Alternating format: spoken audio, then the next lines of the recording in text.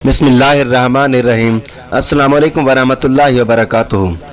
دوستو، جب انسان اس دنیا میں آیا تو انسان نے سوچا کہ کیوں نہ اپنے سے نیچے والے انسان پر حکم چلایا جائے اور اس کو اپنا محتاج اور ماتحت کیا جائے، اور جب دوسرے انسان نے دیکھا کہ وہ تو اپنا حکم چلانے کی کوشش کر رہا ہے، کیوں نہ اس کو دبوچ کر میں اپنا حکم چلانا شروع کر دوں، اور اسی کشمکش میں لڑائیاں شروع ہو گئیں، اور پھر بڑے بڑے جھگڑے شروع ہو گئے، اور پھر جھگڑوں سے جنگیں شروع ہو گئیں، اور اسی طرح ہر کوئی حکم چلانے لگا، اور حکم چلاتے چلاتے ریاستیں بننے لگیں۔ لیکن ریاست وہ نہیں جس میں صرف حکم چلایا جائے، بلکہ اصل میں ریاست وہی ہوتی ہے جو مظلوموں کو ان کا حق دلائے، لوگوں کے درمیان انصاف کرے، اور لوگوں کی عزت، جان اور مال کی حفاظت کرے، اسے کہتے ہیں ریاست۔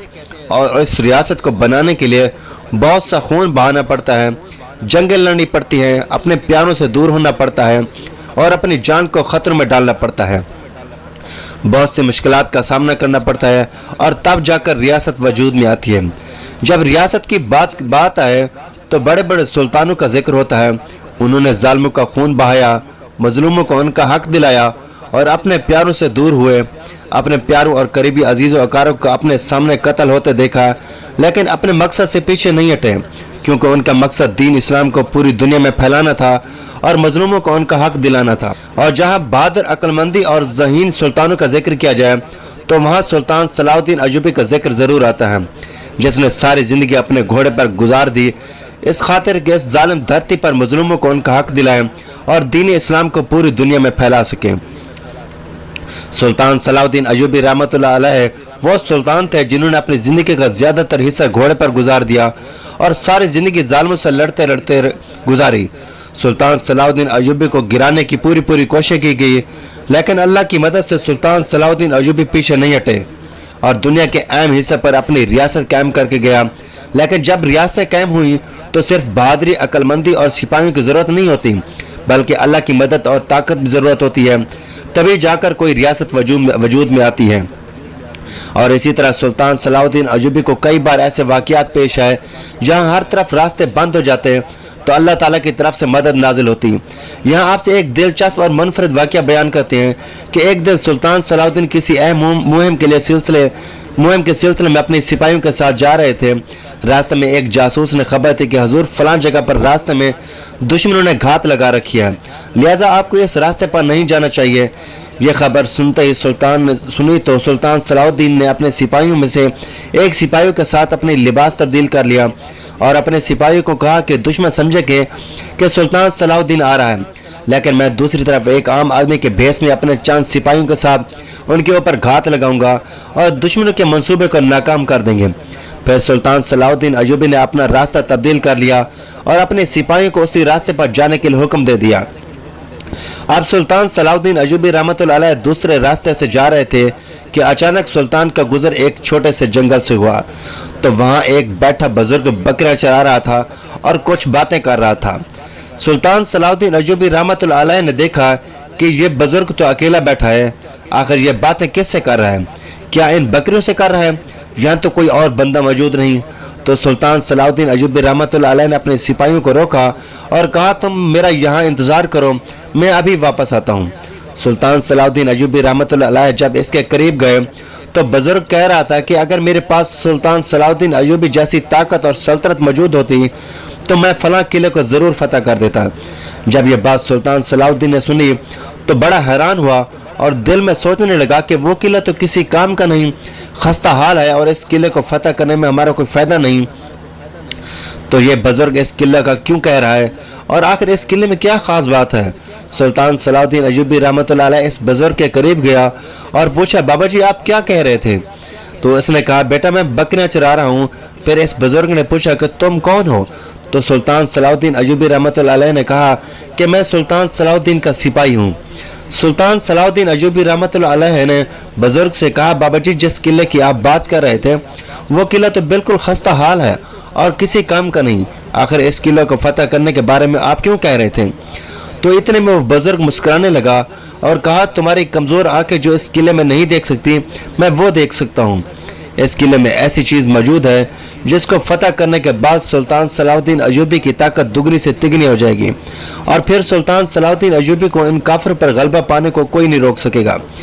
यह खबर सुनकर सुल्तान सलाउद्दीन अयूबी बड़ा हैरान हुआ और कहा कि इस चरवाहे के पास आखिर ऐसी क्या मालूमात हैं जो ऐसी बातें कर रहा है। सुल्तान सलाउद्दीन अयूबी रहमतुल्लाह अलैह ने इस बुजुर्ग से कहा, बाबा जी फिर आप बता दें कि आखिर इस किले में ऐसी क्या चीज़ है। वो बुजुर्ग फिर से मुस्कुराने लगा और कहा, इतनी अहम बात मैं एक आम सिपाही को बता दूं और इतनी आसानी से। सुल्तान ने कहा, फिर इसकी कीमत क्या होगी। तो उस बुजुर्ग ने कहा कि जाकर अपने सुल्तान को कहना कि फलां पहाड़ी की चोटी पर एक झोंपड़ी है, वहां आ जाना, तुम्हें सारी मालूमात मिल जाएगी।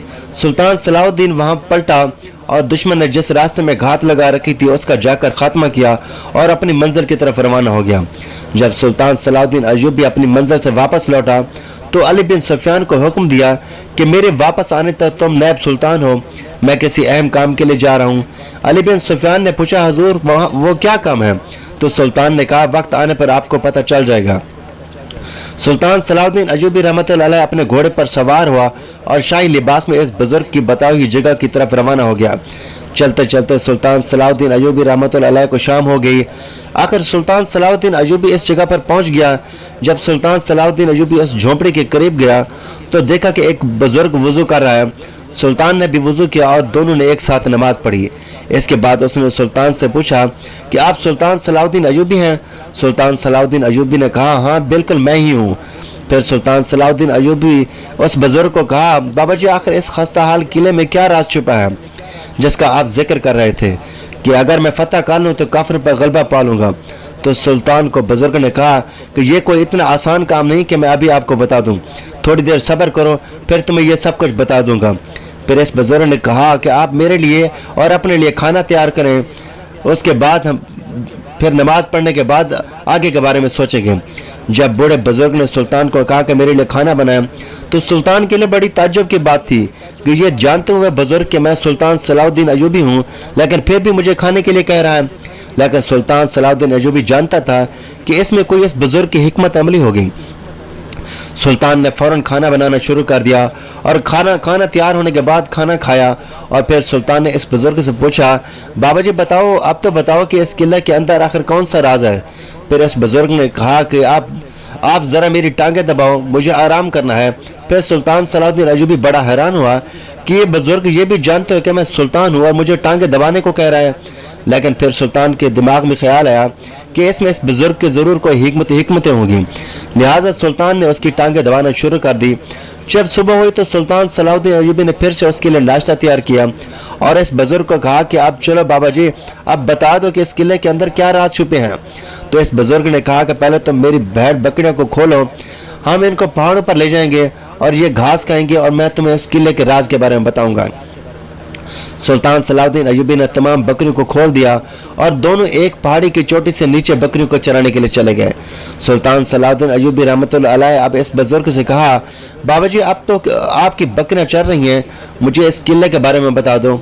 तो इतने में इस बुजुर्ग ने कहा, बेटा ये जितना काम मैं तुमसे करवाए हैं इसको तुम मेरी खिदमत या मेरे हुक्म ना समझना, मैं ये सिर्फ तुम्हें समझाने के लिए कह रहा था कि जितना अहम ये बात ये है कि तुमने सुल्तान होकर एक आम से चरवाहे के लिए काम किए, इतनी ही अहम वो तुम्हारे लिए राज हैं। यह सुनकर सुल्तान ने कहा, बाबा जी आप ऐसा ना कहें, मैंने दिल से आपके लिए काम किया। फिर वो बुजुर्ग कहने लगा, बेटा इस किले के अंदर हमारे बड़े बड़े औलिया और बुजुर्गों की हिकमत अमली और राज इस किले के अंदर छुपे हुए हैं। बाहर से वो किला खस्ता हाल लगता है लेकिन अंदर से उन्होंने बहुत से अहम राज छुपा रखे हैं। अगर तुम इस किले को फतह करके वो नुस्खा हासिल कर लेते हो तो उसमें से ऐसी मालूमात हैं जिसको पाकर तुम काफिर पर बआसानी गलबा हासिल कर लोगे। जब यह खबर सुल्तान ने सुनी तो सुल्तान बड़ा खुश हुआ और कहा, बाबा जी अगर इस बात में सच्चाई हुई तो इसको मैं निस्त नाबूद करके इनकी ईंटों के नीचे से नुस्खे निकाल लूंगा। तो बुजुर्ग ने कहा, सुल्तान मुअज़्ज़म ये काम इतना आसान नहीं, वो किला अंदरूनी तौर पर बहुत खतरनाक है। तो सुल्तान ने कहा, वो किला अल्लाह ताला की दी हुई ताकत से ज्यादा मजबूत नहीं, लिहाजा इस किले को मैं चंद दिन में फतह कर लूंगा। और इसके बाद सुल्तान सलाउद्दीन ने इस बाबा जी को सलाम कहते हुए वहां से रुखसत हो गया। वापस आकर अली बिन सुफियान को अपने कमरे में बुलाया और इस किले को फतह करने के बारे में बताया। अली बिन सुफियान ने कहा, हुजूर वो तो किला बहुत खस्ता हाल है और किसी काम का नहीं, लिहाजा हमें उसको फतह करने में अपने वक्त ज़ाया नहीं करना चाहिए। सुल्तान सलाउद्दीन अयूबी ने कहा कि इस किले के अंदर हमारी रियासत की बुनियादें छुपी हुई हैं और तुम कह रहे हो कि वो किला किसी काम का नहीं। تو علی بن سفیان نے کہا حضور مجھے آپ کی باتیں سمجھ نہیں آ رہی۔ تو سلطان نے علی بن سفیان کو وہ سارا واقعہ سنایا اور کہا کہ اب ہم اس قلعے کو فتح کر کے وہ سارے نسخے اور راز حاصل کر لیں گے۔ اب سلطان صلاح الدین ایوبی رحمۃ اللہ علیہ نے علی بن سفیان کے ساتھ اس قلعے کو فتح کرنے کی حکمت عملی تیار کی اور سلطان صلاح الدین ایوبی رحمۃ اللہ علیہ نے چند ہی دنوں میں اس قلعے کو فتح کر لیا۔ اور سلطان صلاح الدین ایوبی نے جب اس قلعے کی دیواروں کو توڑا تو اس کے نیچے سے وہی قیمتی راز موجود تھے جس کا بزرگ نے بتایا تھا۔ جب سلطان صلاح الدین ایوبی رحمۃ اللہ علیہ نے وہ سب دیکھا تو بڑا حیران ہوا اور سوچنے لگا کہ آخر اس بزرگ کو کیسے پتہ چلا کہ اس قلعے کی دیواروں کے نیچے سے اتنی اہم معلومات موجود ہیں۔ یہ سوال دل میں لیے سلطان صلاح الدین ایوبی اس قلعے سے فوراً اس بزرگ کی طرف جھونپڑی کی طرف روانہ ہو گیا۔ لیکن جب سلطان اس پہاڑ کی چوٹی پر پہنچا تو دیکھا کہ سلطان صلاح الدین ایوبی بڑا حیران ہوا، کیونکہ وہاں اس چوٹی پر جہاں پہلے بزرگ کی جھونپڑی تھی وہاں نہ کوئی جھونپڑی تھی اور نہ کوئی بکریوں کا ریوڑ تھا اور نہ ہی کوئی وہ بزرگ تھا۔ سلطان صلاح الدین ایوبی نے اس چوٹی کو چپا چپا چھان مارا لیکن وہ بزرگ سلطان اس کو کہیں نظر نہ آیا۔ اتنے میں سلطان بڑا حیران ہوا کہ وہ بزرگ کہاں گیا، لیکن چند ہی لمحوں میں سلطان صلاح الدین کو خیال آیا کہ وہ نہ ہی کوئی بزرگ تھا اور نہ ہی کوئی بکریوں کا ریوڑ اور نہ ہی وہ جھونپڑی تھی، یہ تو اللہ تعالیٰ کی طرف سے بھیجا ہوا فرشتہ تھا جو میری مدد کرنے کے لیے آیا تھا، ورنہ ایسی اہم معلومات اس بزرگ کو کیسے ملتی۔ اور پھر سلطان صلاح الدین ایوبی نے اس قیمتی راز کی مدد سے دشمنوں پر ایسا غلبہ پایا کہ کافر سلطان صلاح الدین ایوبی کا نام سن کر لرز جاتے تھے۔ اس طرح سلطان صلاح الدین ایوبی نے اللہ تعالیٰ کی مدد اور بہادری سے کافروں کے دلوں میں عالم اسلام کا خوف بٹھا دیا۔ ناظرین یہ تھی ہماری آج کی ویڈیو، اچھی لگی ہو تو ویڈیو کو لائک کریں، شیئر کریں، چینل کو سبسکرائب کریں تاکہ ہر آنے والی اس طرح کی معلوماتی ویڈیو سب سے پہلے آپ تک پہنچیں۔ تو ناظرین اگلی ویڈیو میں پھر ملیں گے، اللہ حافظ۔